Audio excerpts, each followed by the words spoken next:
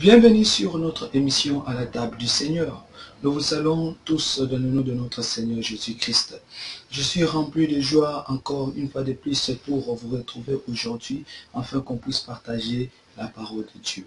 Sur notre émission à la table du Seigneur, nous sommes là pour partager la parole de Dieu, pour comprendre ce qui est la pensée de Dieu. Car nous vivons que pour la parole de Dieu. Ce n'est que la parole de Dieu qui peut nous amener à mieux marcher et à mieux vivre sur cette terre des hommes. Voilà pourquoi nous avons choisi de vivre selon la parole par la grâce de Dieu. Voilà pourquoi notre thème d'aujourd'hui, nous disons à ce que mes paroles ne passeront point. Bien-aimés dans le Seigneur, ce ne sont pas mes paroles qui ne passeront point. Mes paroles peuvent passer. Les paroles de mes parents peuvent passer. Les paroles de mes frères et sœurs peuvent passer. Les paroles de mes amis, les paroles des autorités peuvent passer. Mais la parole de Dieu demeure éternellement. Ici, notre thème, nous disons, mes paroles ne passeront point. Qui a dit cela? Qui a prononcé cette phrase? Nous allons voir cela dans le livre de Matthieu, le chapitre 24, le verset 35.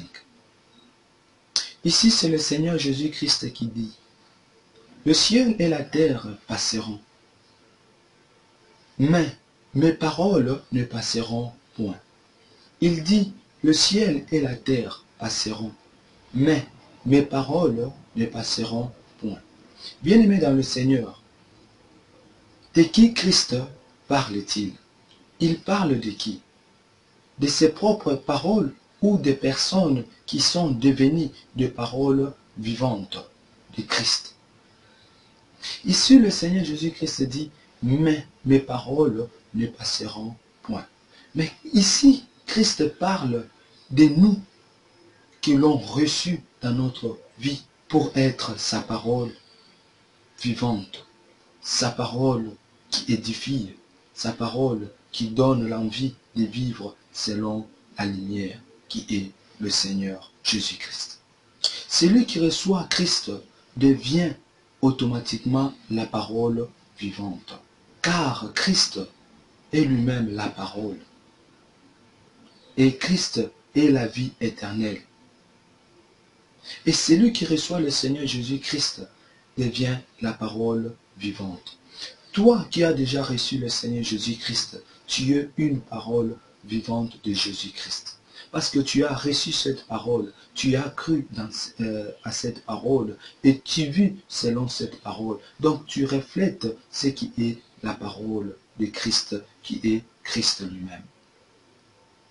Maintenant, dans le contexte où le Seigneur Jésus-Christ dit « Mais mes paroles ne passeront point », nous savons que le Seigneur Jésus-Christ est en train de parler de ses propres paroles. Mais le Seigneur Jésus-Christ nous a laissé sa parole afin qu'on puisse recevoir sa parole, vivre selon sa parole, se conformer à sa parole, d'être identique à sa parole. Et lorsque le Seigneur Jésus-Christ est en train de dire « Mes paroles ne passeront point », donc il s'adresse à toi et moi indirectement en disant « C'est lui qui reçoit ma parole. C'est lui qui vit selon ma parole. C'est lui qui s'identifie dans ma parole ne pourra pas passer comme le ciel et la terre passeront. » Parce que le ciel et la terre sont appelés à passer. Mais la parole de Dieu ne passera point. Et c'est lui qui vit selon la parole. C'est lui qui sera semblable à la parole ne passera point.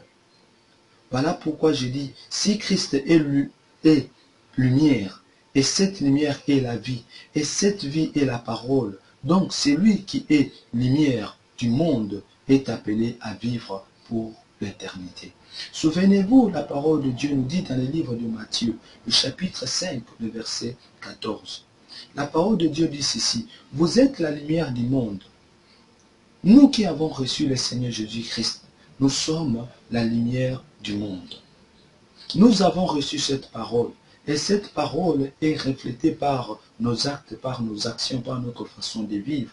Voilà pourquoi le Seigneur Jésus-Christ dit, « Mais mes paroles mes paroles. Donc il dit, mes enfants, ceux qui ont cru à ma parole, ceux qui portent ma parole, ceux qui vivent ma parole, ceux qui sont en train de mettre ma parole en pratique, ceux qui sont dignes dans ma parole, ne passeront point, mais ils vont vivre la vie éternelle. Nous sommes devenus lumière le jour où nous avions reçu la lumière qui est la vie, et la vie qui est la parole de Dieu, qui est Christ. Le jour où tu as accepté de vivre selon la parole de Dieu, le jour où tu as dit oui à Jésus-Christ, c'est le jour où le Seigneur a fait de toi une lumière du monde. Pourquoi une lumière du monde? Il a mis sa parole en toi, afin qu'à travers ta vie, que tu puisses refléter la parole du Christ, que tu puisses vivre selon Christ, que tu sois identique à Christ. Et lorsque tu es identique à Christ, tu deviens automatiquement la parole de Christ. Donc nous, les chrétiens, nous qui avons reçu le Seigneur Jésus-Christ, nous sommes la parole vivante de Jésus-Christ. Tel que nous marchons, tel que nous vivons ici sur la terre, nous sommes des paroles vivantes de notre Seigneur Jésus-Christ. Et nous ne passerons point comme la terre et le ciel passeront. Dans le livre de Jean, le chapitre 1, le verset 4, la parole de Dieu nous dit ceci. En elle était la vie, et la vie était la lumière des hommes. Jésus-Christ est la lumière. Et cette lumière est la lumière des hommes. Et dans le livre de Matthieu, on nous dit que nous sommes la lumière du monde. C'est le Seigneur Jésus-Christ lui-même qui déclare cette phrase. Il dit, vous êtes la lumière du monde. Pourquoi? Parce que vous portez ma parole. Parce que vous êtes ma parole. Là où vous habitez, toi chrétien, toi enfant de Dieu, là où tu habites, tu es la parole vivante du Christ. Donc, si tu gardes la parole de Dieu, si tu vis selon la parole de Dieu, tu ne passeras point, mais tu vivras la vie éternelle. Bien-aimé dans le Seigneur, la fin de ta vie dépend de ce que tu as reçu pendant que tu vis.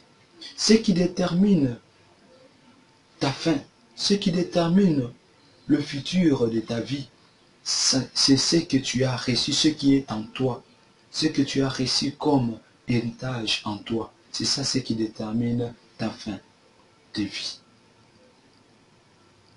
Si c'est la convoitise que tu as reçue, tu passeras. Parce que la convoitise est l'élément de la terre, est l'élément de la chair.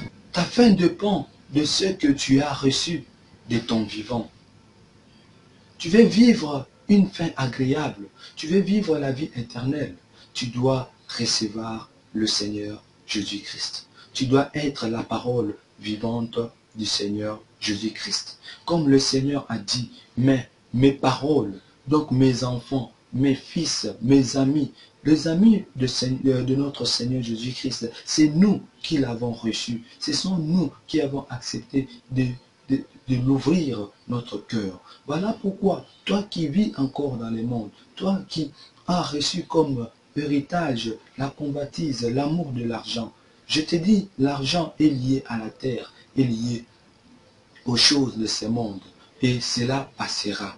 Je te dis, toi qui es attaché aux femmes, toi qui désires vivre la vie de la fornication, la vie de l'impudicité, je te dis, cet héritage passera. Mais si tu reçois l'héritage que je te présente aujourd'hui, qui est le Seigneur Jésus-Christ, lui qui est la parole, lui qui est la vie et lui qui est la lumière, il va faire de toi la lumière du monde et tu seras la parole vivante et tu ne passeras point. Lorsque la terre sera appelée à passer avec tout ce qui s'y trouve, tu ne passeras pas, mais toi, tu demeureras éternellement. Pourquoi? Parce que la parole qui est Jésus-Christ, qui vit en toi, vit éternellement.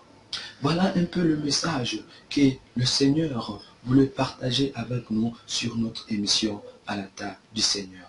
Je t'invite aujourd'hui de vivre selon la parole, de marcher selon la parole de Dieu, d'être la parole vivante de notre Seigneur Jésus-Christ, afin de demeurer éternellement, afin de vivre la vie éternelle. Parce que Jésus-Christ a dit, mais mes paroles ne passeront point. Ces paroles que le Seigneur Jésus-Christ est en train de déclarer ici, c'est toi et moi. Toi, tu as reçu le Seigneur Jésus-Christ dans ta vie. Tu es devenu la parole vivante du Seigneur Jésus-Christ. Et aujourd'hui, vis selon le Seigneur Jésus-Christ et tu posséderas la vie éternelle. Que mon Dieu vous bénisse.